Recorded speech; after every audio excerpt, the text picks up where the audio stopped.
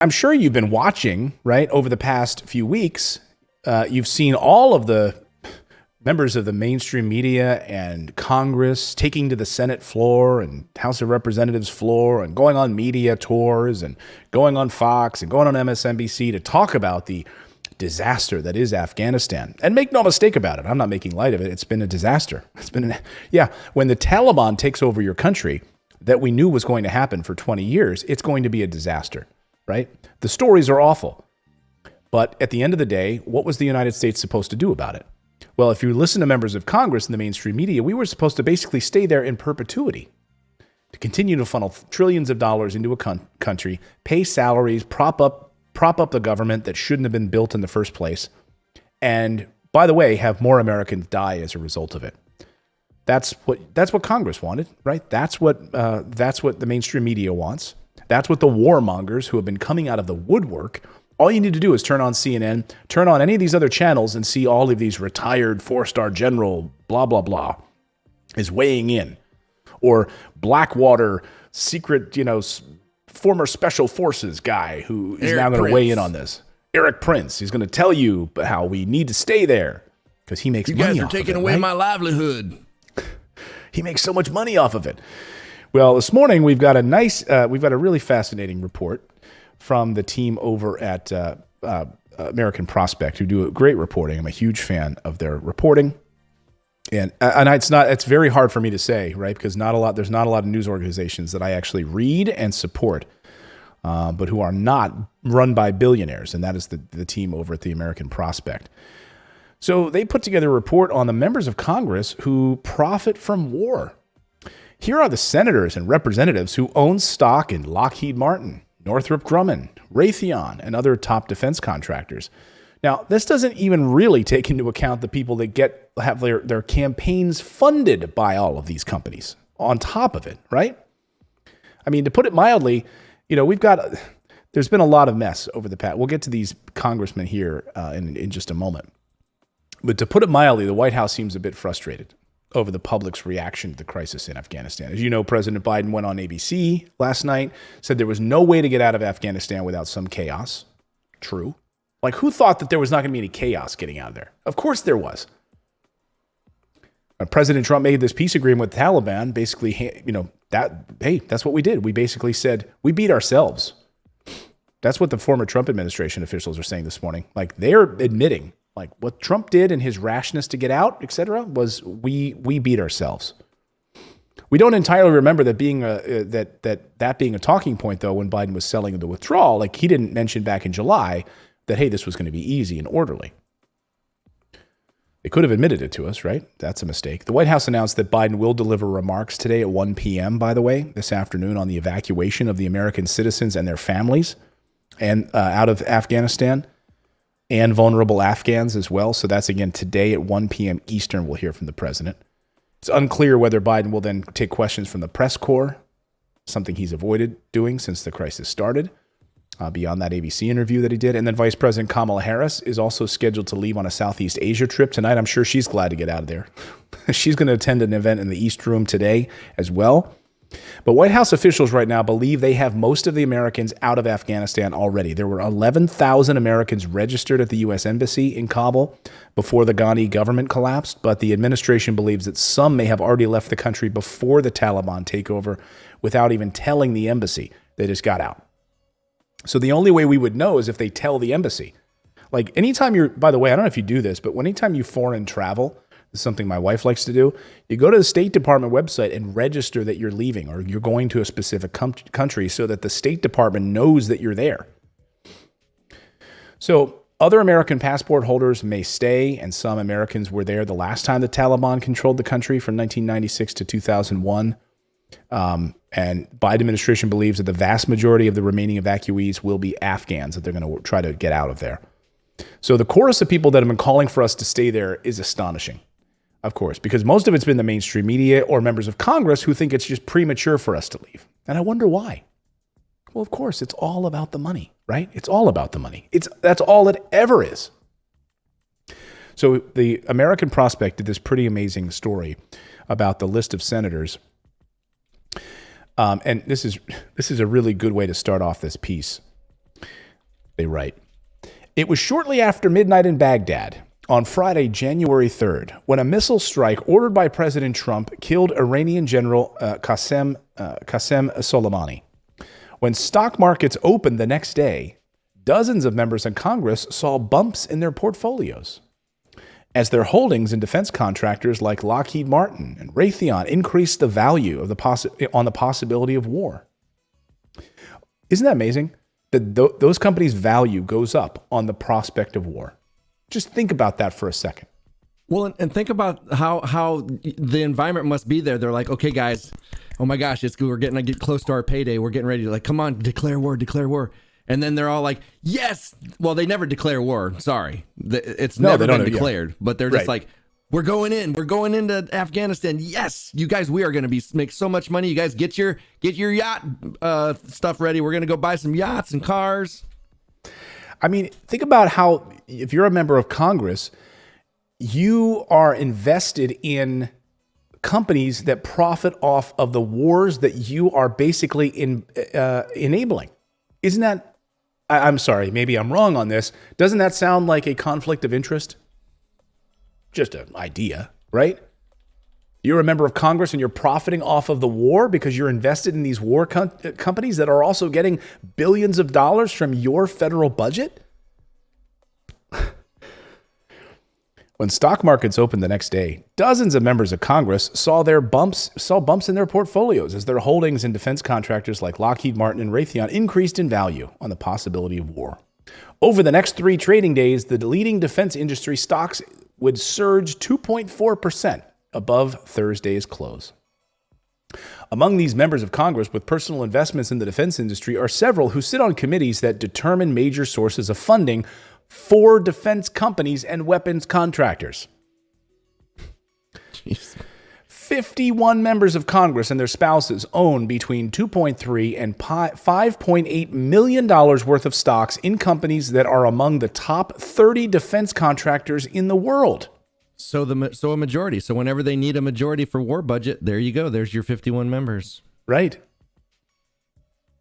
Of course, it's not clear if they're all senators, right? But I think. Oh, yeah. Well, yeah. Yeah, but yeah. Nevertheless, 18 members of Congress combined own as much as $760,000 worth of stock in Lockheed Martin, the world's largest defense contractor. The value of Lockheed Martin stocks surged 4.3% on the day after Soleimani's assassination. A day in which the Dow Jones actually traded down overall. So if you were invested in war stocks, you made some good money that day. Your Congress working for you. Working for you. So here are the Congress's top defense stock investments.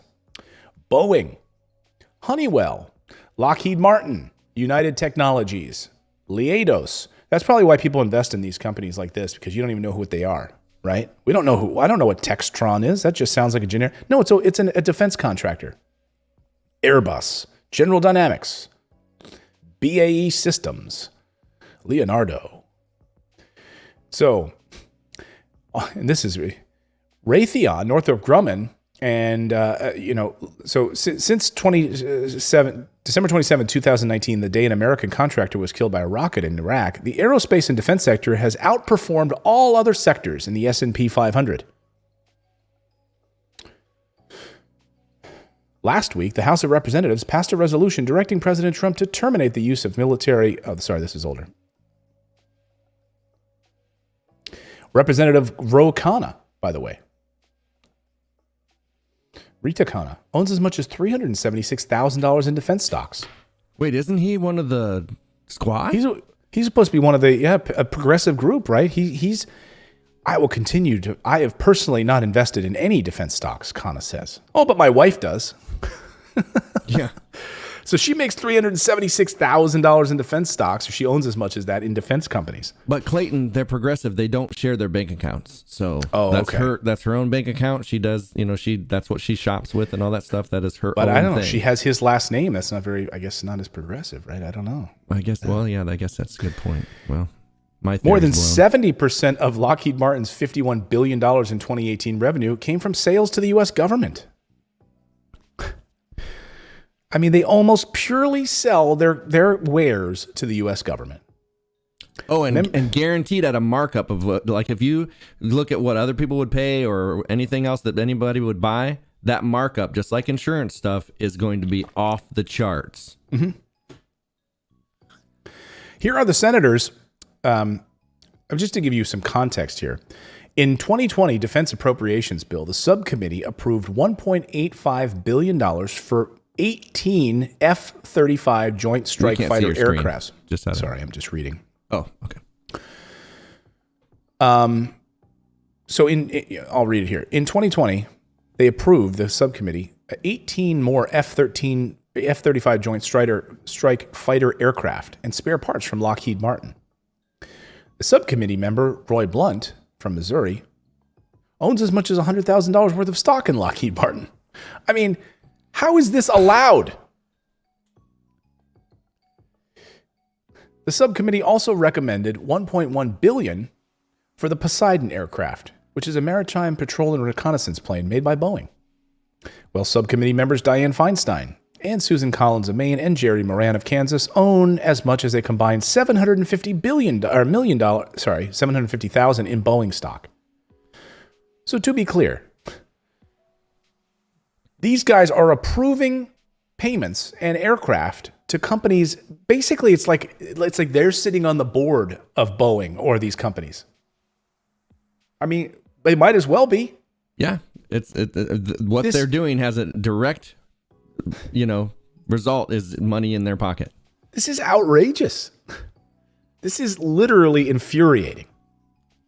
And we should demand. You should call up your members of Congress and demand that they should not be allowed to invest in any company that they are overseeing as part of any committee or anything in Congress. They should be able to divest themselves. Anything, period. Like if you're in there, you have one job. We are paying them a salary. We're not paying them a salary that they can use to get in and make money in the stock markets. They should have to live on that meager salary that we give them of about $15,000 to $17,000 per month, plus their $30,000 furniture budget. They should have to live on that while they are there, and that alone. Maddie Bluebird says they should not be able says, to take lobby money, super PAC money, all that stuff. Yeah. Maddie Bluebird in our chat says it's called insider trading. Yeah, we sent Martha Stewart away for less than that. Right? So Congress literally knows that they're about to approve a new contract for spare parts and a joint strike fighter aircraft for billions of dollars. No wonder their stock goes up and they're invested in them. I mean, this is exactly what the SEC goes after for pump and dump schemes and insider trading. That's exactly what this is. I mean, I'm furious about this. Well, then aren't they supposed to, if they have business interests and stuff like that, if they have to, give those business interests to somebody else when they take office, right? Like Trump, he was supposed to give all of his interests to his family so that he said he would. He said he would. He didn't. But doesn't the same thing fly for Congress people and Senate? No. I mean, look, they have to file disclosures. They have a certain amount of time that they have to do that, right? We learned, of course, that last week that Rand Paul didn't file his disclosures where he was investing in vaccine. He and his wife were investing in vaccine companies while he was overseeing vaccine hearings as a senator. Here are the lists, though. Let's go down this list, shall we? See if your senator is on this list. David Perdue of Georgia. Remember David Perdue of Georgia. $100,000 in Honeywell and Boeing. Roy Blunt of Missouri. By the way, he's retiring, right? But does it matter? He's retiring. He'll probably have enriched himself tremendously while he was in Congress. Lockheed Martin, $100,000 he invested there. Susan Collins, 101. I love the 101,000. Honeywell, United Technologies, and Boeing. Rick Scott of Florida, 106,000. Raytheon, Lockheed Martin. Tom Carper, Delaware. Bill Cassidy, Republican. Tom Carper, Democrat. Joe Hoven, North Dakota. Look at that. A lot of money in Honeywell. John Boozman, Arkansas. Sheldon Whitehouse, Rhode Island. Look at that. Honeywell Technologies, Boeing, Raytheon. He really stocked up. I bet everybody was expecting this to be all ours. Yeah, you think, this is all Republicans. No, it's not. It's a good mix here. Mitt Romney. I love that millionaire Look at Mitt Diane Romney. Feinstein. Holy cow. I love that millionaire Mitt Romney. Look at that. $7 $7,000. I'm just going to dip my toe in a little bit. Diane Feinstein of California, Boeing, $650,000. So some of the biggest contributors here. I mean, you got John Hoeven of North Dakota, and then you've got mostly Democrats here. Largest, 348 from Sheldon Whitehouse. Diane Feinstein, the largest contributor here. But that's her husband's, Clayton. Oh, yeah. Yeah, it's her husband. She has no involvement in her husband's financial and business decisions. Really? What kind of a relationship do you have where you literally don't know that your husband is investing hundreds of thousands of dollars into Boeing on very committees that you're overseeing as member of Congress? Yeah, I don't even know my husband, sir. I haven't even met him. Oh, that's my husband? Oh, hi. I did not know that was my husband and he had all that money. How about this? Why don't you invest in Bitcoin or something? I mean, why don't you invest? I don't know. By the way, Bitcoin is up for almost heading towards 50,000. Maybe it'll be a $50,000 Bitcoin weekend. Meanwhile, I just find this absolutely astonishing. And I'm trying not to be too pessimistic about it, but there's no other way to look at it. I'm usually a pretty positive person, but this is astonishing. And I mean, how do you have the House Foreign Affairs Committee oversee arms control and exports, yet 4 of its members have huge investments in defense companies whose foreign sales fall under its jurisdiction? How is that possible? Who's asking for this type of thing to be looked at? I mean, it's amazing. Foreign Affairs Committee members are invested in Honeywell, Lockheed Martin, General Dynamics, and they're getting billions of dollars. Why is it they can start all of these committees, they can start all of these things to look into the things that we do, but what the hell can we do to start a committee to look into the things that they do? Like, where's the account? How come we can have no accountability for them, but they can have all the accountability for us? Like, we have to account for every cent that we get. Otherwise, we can go to jail. We have to down to the dollar, down to the penny, or we get audited. And these people are sitting here, investing hundreds of thousands of dollars in killing people in war contracts and stuff. And, if we did that, holy cow. Oh, yeah. They'd be all over us like stink on a monkey. So those were the senators in the top defense contractors. I don't want to leave the representatives. There's 2 pages of them. So I'm just going to scroll through here. See if you see your guy or girl.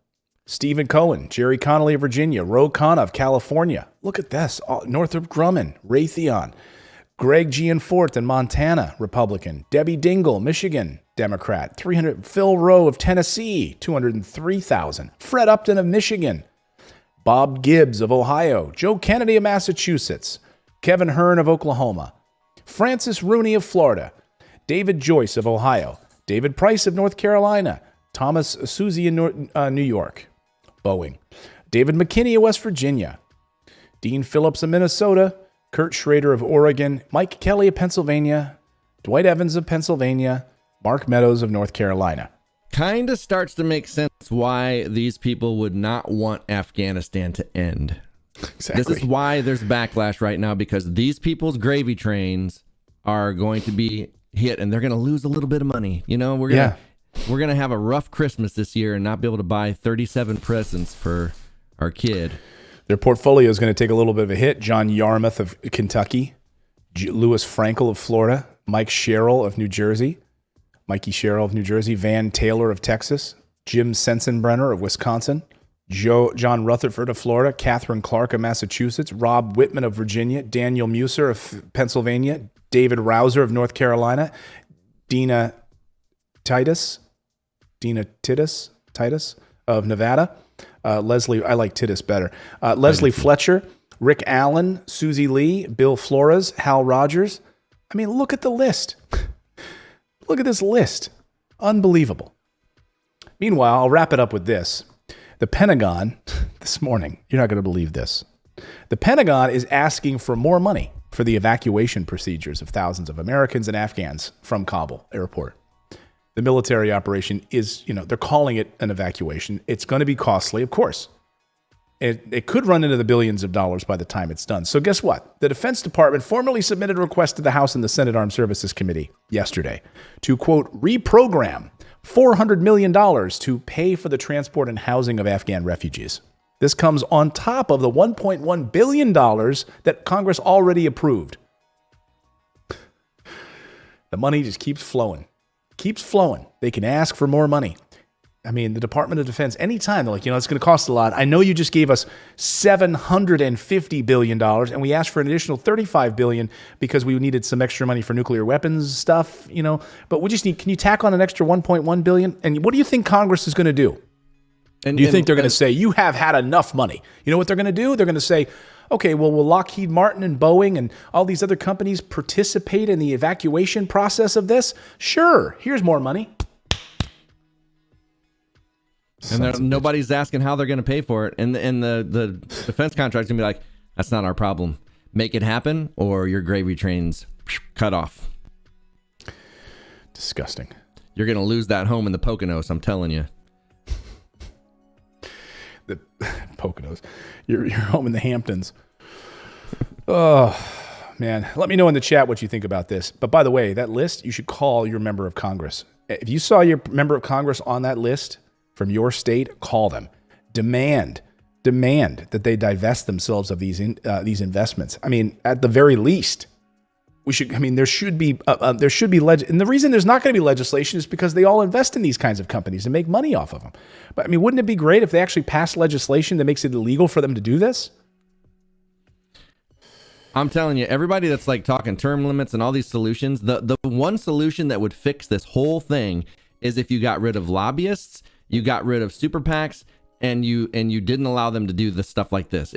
Because then there would not be an incentive to become a senator or congressperson. They do it because they are incentivized and know that they're going to go in there and they're going to leave there with contracts or speaking engagements, and there's this revolving door. They're going to come out and become lobbyists and make a lot of money. So if you took all of that away, all of that opportunity, and made it so that they only got their salary and maybe half of the furniture budget, if they just got that, I could probably get on board with half of the furniture budget. But you have to take the money out of politics. That is the most important thing because that's what they work for. They're money-hungry people that are in there. Yeah, I mean, it's the same reason you just take a crappy position in the White House and you leave after 3 months. Like a Sean Spicer. You do it because you can write a book, you can go on Dancing with the Stars, you can charge $50,000 for each speaking engagement, you get hired by I think it's called the Washington Bureau of Speakers, the Washington Speakers Bureau or whatever. And hey, luncheon with Sean Spicer, former White House Communications Secretary. Meanwhile, he was White House Communications Secretary for 3 months, but that's okay. We're going to pay him $50,000 for this luncheon here at this thing and where we can have him speak. I mean, that's what you do. It's all like this crony capitalism. And it's absolutely disgusting. Thanks for subscribing to the channel. You can also become a channel member by going to morninginvest.com/join, where you can stick it to the mainstream media and support independent journalism. We're able to bring you the stories that you won't see on any of the major billionaire-backed networks. Thanks so much. We'll see you next time, everyone.